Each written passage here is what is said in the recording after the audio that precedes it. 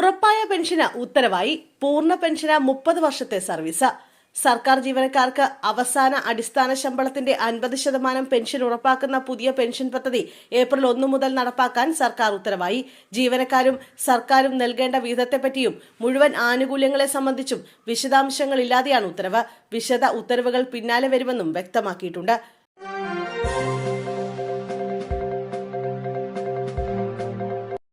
കൊട്ടാരക്കരയിൽ പരിപാടിക്കിടെ രോഷാകുലനായി മന്ത്രി K P. Ganesh Kumar. Kottarakkara KSRTC bus terminal നിർമ്മാണ ഉദ്ഘാടന ചടങ്ങിൽ രോഷാകുലനായി ഗതാഗത മന്ത്രി കെ.പി. ഗണേഷ് കുമാർ.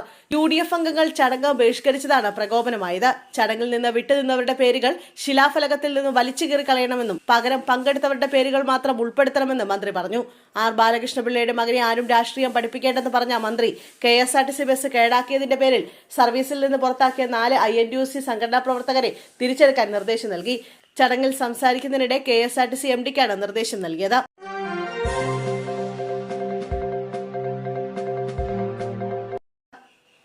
രാജ്യത്ത് വാണിജ്യ ആവശ്യങ്ങൾക്കുള്ള പാചകവാതകത്തിന്റെ വില വർദ്ധിപ്പിച്ചു. വാണിജ്യ ആവശ്യങ്ങൾക്കുള്ള പാചകവാതകത്തിന്റെ വില എണ്ണക്കമ്പനികൾ കൂട്ടി.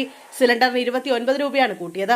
1776 രൂപയാണ് വാണിജ്യ സിലിണ്ടറുകളുടെ പുതുക്കിയ വില. വീട്ടാവശ്യത്തിനുള്ള പാചകവാതക വിലയിൽ മാറ്റമില്ല. വാണിജ്യ സിലിണ്ടറുകളുടെ വിലയിൽ എണ്ണക്കമ്പനികൾ എല്ലാ മാസവും 1-ാം തീയതി മാറ്റം വരുത്താറുണ്ട്.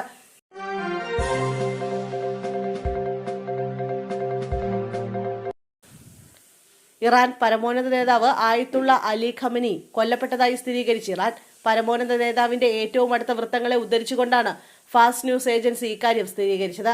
ഖമനിയെ വധിച്ചെന്ന് ട്രംപ് ട്രൂത്ത് സോഷ്യലിലൂടെ പ്രഖ്യാപിച്ചതിന് പിന്നാലെയാണ് ഇക്കാര്യം ഇറാനും ഔദ്യോഗികമായി സ്ഥിരീകരിച്ചിരിക്കുന്നത്. ഖമനിയുടെ മൃതദേഹം കണ്ടെടുത്തതായി റോയിട്ടേഴ്സും റിപ്പോർട്ട് ചെയ്തു.